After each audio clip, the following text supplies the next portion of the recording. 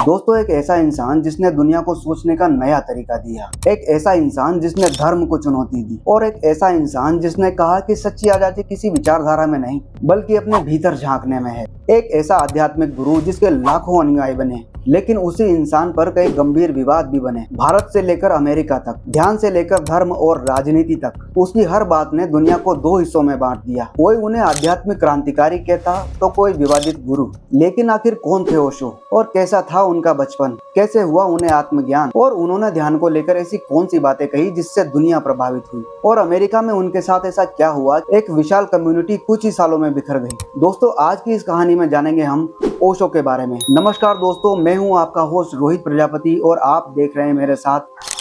दोस्तों, ओशो का जन्म 11 दिसंबर 1931 को मध्य प्रदेश के रायसेन जिले के कुचवाड़ा गांव में हुआ था और उनके बचपन का नाम था चंद्रमोहन जैन। उनका बचपन अपने नाना नानी के पास बीता था। बचपन से ही चंद्रमोहन काफी अलग थे। उनके सवाल पूछने की जिज्ञासा आम बच्चों के जैसी नहीं थी। वो सिर्फ किसी बात को इसलिए स्वीकार नहीं करते थे क्योंकि वो किसी धार्मिक ग्रंथ में लिखी हो या किसी विद्वान ने उन्हें कहा हो। वो हर प्रश्न के बाद ये पूछते कि आखिर ऐसा क्यों होता है। ऐसा कहा जाता है कि बचपन से ही उन्हें मृत्यु और अस्तित्व जैसे सवाल परेशान करते थे और यही वो सवाल थे जो आगे उनके जीवन की दिशा तय करने वाले थे। ओशो के जीवन में मृत्यु का विषय काफी महत्वपूर्ण रहा है। बचपन में अपने किसी भी करीबी की मृत्यु को देखकर उनके मन में एक ही सवाल आता कि अगर जीवन इतना ही अस्थायी है तो फिर वास्तविकता क्या है और क्या है जीवन का अर्थ।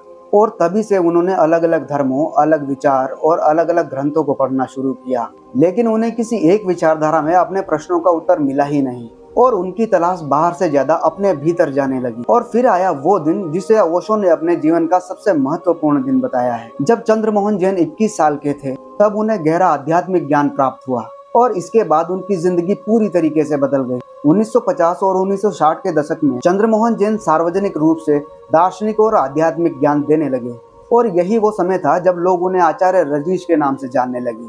आचार्य रजनीश भारत के अलग अलग हिस्सों में घूमकर अपने व्याख्यान देते और उनकी बातें परंपरागत धार्मिक सोच से बिल्कुल अलग होती थी। उनका जोर सिर्फ अनुभव पर रहा करता था। उनका मानना था कि दूसरों की बातें मानने से ज्यादा अच्छा है कि खुद में झांका जाए और इसी दौर में उनके अनुयायियों की संख्या लाखों में बढ़ने लगी। 1970 के दशक में पुणे में उन्होंने आश्रम बनाया। पुणे में उनके आश्रम पर दुनिया भर से लोग आने लगे, लेकिन यही वो समय था जब ओशो की लोकप्रियता के साथ साथ उनके जीवन में विवाद भी बढ़ते और यहीं से अब कहानी पहुंचने वाली है अमेरिका में। बढ़ते हुए विवादों को देखते हुए ओशो अमेरिका चले गए और अमेरिका के ओरेगन में एक विशाल कम्युनिटी की स्थापना हुई और धीरे धीरे अमेरिका में भी एक विशाल कम्युनिटी बनने लगी। बढ़ते हुए विवाद और अपनी छवि को खराब होते हुए देख ओशो ने 1985 में अपने अमेरिकी प्रवास का अंत कर दिया और 1985 में ही ओशो अमेरिका से बाहर चले गए। आखिरकार ओशो भारत लौट आए और आखिरकार उन्होंने अपने जीवन का आखिरी और अंतिम पड़ाव भारत में शुरू किया। भारत लौटने के बाद वो फिर से पुणे आए और 1989 में उन्होंने ओशो नाम अपनाया। उनकी शिक्षाएं अब सिर्फ भारत तक सीमित नहीं थी बल्कि पूरे विश्व में उनकी किताबें प्रकाशित होती रही। उनके प्रवचनों को रिकॉर्ड किया जाता और दुनिया भर के लाखों अनुयायी उन्हें देखा करते। ओशो ने लगभग सभी धर्म, सभी देवताओं और सभी परंपराओं पर आध्यात्मिक बात की, लेकिन उनका संदेश किसी एक धर्म या किसी एक परंपरा पर सीमित नहीं होता था। दोस्तों, अब आता है ओशो के जीवन का अंतिम पड़ाव।